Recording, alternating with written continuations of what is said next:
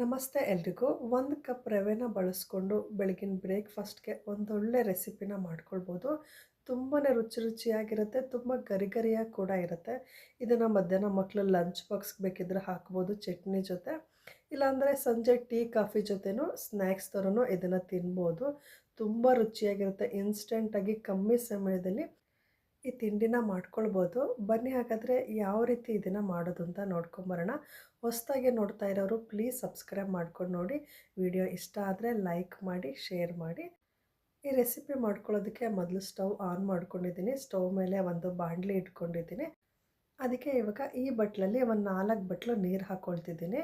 ಇದೇ ಬಟ್ಲಲ್ಲಿ 2 ಬಟ್ಲಷ್ಟು ರವೆ ತೊಗೊಳ್ತಾ ಇದ್ದೀನಿ. ಹಾಗಾಗಿ ಈ ಬಟ್ಲಲ್ಲಿ 4 ಬಟ್ಲು ನೀರು ಹಾಕ್ಕೊಂಡು ಸ್ವಲ್ಪ ಉಪ್ಪು, ಒಂದು 2 ಸ್ಪೂನಷ್ಟು ಚಿಲ್ಲಿ ಫ್ಲೇಕ್ಸು, ಸ್ವಲ್ಪ ಕೊತ್ತಂಬರಿ ಸೊಪ್ಪು, 2 ಹಸಿಮೆಣಸಿನ್ಕಾಯಿನ ಸಣ್ಣದಾಗಿ ಕಟ್ ಮಾಡಿ ತೊಗೊಂಡು ಉರಿನ ಹೈ ಫ್ಲೇಮಲ್ಲಿ ಇಟ್ಕೊಂಡು ನೀರನ್ನು ಚೆನ್ನಾಗಿ ಬಿಸಿ ಮಾಡ್ಕೊಳ್ತಿದ್ದೀನಿ. ನೀರು ಚೆನ್ನಾಗಿ ಬಿಸಿ ಆದಮೇಲೆ ಸ್ಟವ್ನ ಸಿಮ್ ಮಾಡಿಕೊಂಡು ನಂತರನೇ ರವೆ ಹಾಕ್ಕೊಳ್ಳಿ. ಉರಿ ಐ ಫ್ಲೇಮಲ್ಲಿದ್ದರೆ ಗಂಟು ಆಗಿಬಿಡುತ್ತೆ ರವೆ ಎಲ್ಲ. ಹಾಗಾಗಿ ಸ್ಟವ್ ಉರಿನ ಸಿಮ್ ಮಾಡಿಕೊಂಡು ರವೆನ ಹಾಕ್ಕೊಂಡು ಚೆನ್ನಾಗಿ ತಿರುಗಿಸ್ಕೊಳ್ಳಿ. ನೋಡಿ, ಈ ರೀತಿ ಚೆನ್ನಾಗಿ ತಿರುಗಿಸ್ಕೊಂಡು ಒಂದು 5 ನಿಮಿಷ ನೀವು ಸಣ್ಣ ಉರಿನಲ್ಲಿ ಈ ರವೆನ ಬೇಯಿಸ್ಕೊಂಡ್ರೆ ತುಂಬ ಗರಿಗರಿಯಾಗಿ ಬರುತ್ತೆ. ಚೆನ್ನಾಗಿ ಮಿಕ್ಸ್ ಮಾಡ್ಕೊಂಡ್ಮೇಲೆ ಲಿಡ್ಡನ್ನು ಕ್ಲೋಸ್ ಮಾಡಿಕೊಂಡು ಒಂದು 2ರಿಂದ 3 ನಿಮಿಷ ಚೆನ್ನಾಗಿ ಬೇಯಿಸ್ಕೊಳ್ತಿದ್ದೀನಿ. ನೋಡಿ, ಈ ರೀತಿ ಬೇಯಿಸ್ಕೊಂಡು ಸ್ಟವ್ನ ಆಫ್ ಮಾಡ್ಕೊಂಡ್ಮೇಲೆ ಅರ್ಧ ಬಟ್ಲಷ್ಟು ಅಕ್ಕಿ ಹಿಟ್ಟು ಹಾಕ್ಕೊಂಡಿದ್ದೀನಿ. 2 ಬಟ್ಲು ರವೆಗೆ ಅರ್ಧ ಬಟ್ಲಷ್ಟು ಅಕ್ಕಿ ಹಿಟ್ಟು ಹಾಕ್ಕೊಳ್ಬೇಕು. ಅಕ್ಕಿ ಹಿಟ್ಟು ಹಾಕ್ಕೊಳ್ಳೋದ್ರಿಂದ ಈ ರೆಸಿಪಿ ಗರಿಗರಿಯಾಗಿ ಬರುತ್ತೆ. ತಿನ್ನಬೇಕಾದ್ರೆ ತುಂಬಾ ಗರಿಗರಿಯಾಗಿರುತ್ತೆ. ಹಾಗಾಗಿ ಒಂದು ಅರ್ಧ ಬಟ್ಲು ಅಕ್ಕಿ ಹಿಟ್ಟು ಹಾಕ್ಕೊಂಡು ಚೆನ್ನಾಗಿ ಮಿಕ್ಸ್ ಮಾಡ್ಕೊಳ್ಳಿ. ಈ ಟೈಮಲ್ಲಿ ನಾವು ಸ್ಟವ್ ಆಫ್ ಮಾಡ್ಕೊಂಡ್ಮೇಲೆ ಅಕ್ಕಿ ಹಿಟ್ಟು ಹಾಕ್ಕೊಂಡಿದ್ದೆ. ಇದನ್ನೆಲ್ಲ ಚೆನ್ನಾಗಿ ಮಿಕ್ಸ್ ಮಾಡಿಕೊಂಡು ಒಂದು ತಟ್ಟೆಗೆ ಹಾಕ್ಕೊಂಡು ಸ್ವಲ್ಪ ಸುಡ್ತಾ ಇರುತ್ತಲ್ವ, ಕೈಗೆ ನೀರನ್ನು ಎತ್ಕೊಂಡು ಚೆನ್ನಾಗಿ ಮಿಕ್ಸ್ ಮಾಡ್ಕೊಳ್ಳಿ. ಚೆನ್ನಾಗಿ ಮಿಕ್ಸ್ ಮಾಡಿಕೊಂಡು ಈ ರೀತಿ ಹಿಟ್ಟನ್ನು ಚೆನ್ನಾಗಿ ನಾದಿ ರೆಡಿ ಮಾಡಿ ಇಟ್ಕೊಂಡಿದ್ದೀನಿ. ನಾದೋದು ಅಂದರೆ ತುಂಬ ಏನೋ ಪ್ರೆಷರ್ ಹಾಕಿ ನಾದೋದು ಬೇಡ, ಹಾಗೆ ಸ್ವಲ್ಪ ಸ್ಮೂತ್ ಆಗೋ ತನಕ ಕಲಸಿಟ್ಕೊಂಡ್ರೆ ಆಯಿತು. ಈ ರೀತಿ ಸ್ವಲ್ಪ ಹಿಟ್ಟನ್ನು ತೊಗೊಂಡು ಈ ರೀತಿ ಬಿಲ್ಲೆ ಮಾಡಿಕೊಂಡು ಮಧ್ಯ ಹೋಲ್ ಮಾಡಿಕೊಂಡು ಈ ರೀತಿ ಎಲ್ಲ ಬಿಲ್ಲೆಗಳನ್ನು ಈ ರೀತಿ ಹೋಲ್ ಮಾಡಿಕೊಂಡು ವಡೆ ಶೇಪಲ್ಲಿ ರೆಡಿ ಮಾಡಿ ಇಟ್ಕೊಂಡಿದ್ದೀನಿ.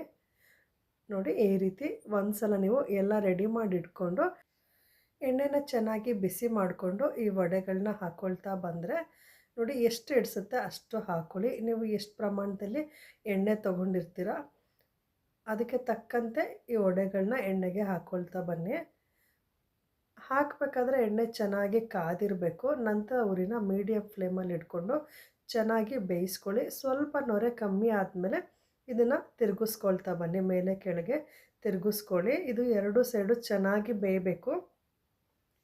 ಉರಿನ ತುಂಬ ಹೈ ಫ್ಲೇಮಲ್ಲಿ ಇಟ್ಕೊಳ್ಬೇಡಿ. ಎಣ್ಣೆ ಚೆನ್ನಾಗಿ ಕಾದ್ಮೇಲೆ ಒಂದು ಮೀಡಿಯಮ್ ಫ್ಲೇಮಲ್ಲಿ ಇಟ್ಕೊಂಡು 2 ಸೈಡು ಚೆನ್ನಾಗಿ ತಿರುಗಿಸ್ಕೊಳ್ತಾ ಬೇಯಿಸ್ಕೊಳ್ಬೇಕು. 2 ಸೈಡು ಚೆನ್ನಾಗಿ ಬೇಯಿಸ್ಕೊಳ್ಬೇಕು.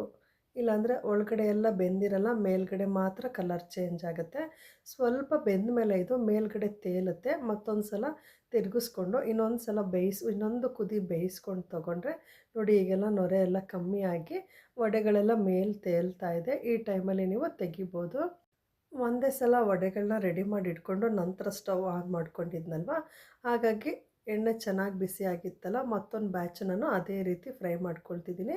ನೀವು ಹಿಟ್ಟನ್ನು ರೆಡಿ ಮಾಡಿ ಇಟ್ಕೊಂಡು ನಿಮಗೆ ತಕ್ಷಣಕ್ಕೆ ಎಷ್ಟು ಬೇಕವ ಅಷ್ಟನ್ನು ಕರೆದು ತೆಗೆದಿಟ್ಕೊಂಡು ಹಿಟ್ಟನ್ನು ಹಾಗೆ ಇಟ್ಕೊಂಡು ಬೇಕಾದಾಗ ನೀವು ಎಣ್ಣೆಯಲ್ಲಿ ಫ್ರೈ ಮಾಡ್ಕೊಳ್ಬೋದು. ನಾನು ಈ ರೀತಿ 2 ಬ್ಯಾಚಲ್ಲಿ ಈ ವಡೆಗಳನ್ನ ಬೇಯಿಸ್ಕೊಂಡಿದ್ದೀನಿ. ನೋಡಿ, ಎಷ್ಟು ಚೆನ್ನಾಗಿದೆ ಅಂತ ವಡೆಗಳು. ಕಲರ್ ಆಗಿರ್ಬೋದು, ರುಚಿ ಆಗಿರ್ಬೋದು, ತುಂಬಾ ಚೆನ್ನಾಗಿ ಬಂದಿದೆ. ಒಳಗಡೆನೂ ಅಷ್ಟೇ ತುಂಬ ಕ್ರಿಸ್ಪಿಯಾಗಿ ವಡೆ ರೆಡಿಯಾಗಿದೆ. ತೆಂಗಿನಕಾಯಿ ಚಟ್ನಿ ಜೊತೆ ಒಂದೊಳ್ಳೆ ಬ್ರೇಕ್ಫಾಸ್ಟ್ ಅಂತಲೇ ಹೇಳ್ಬೋದು.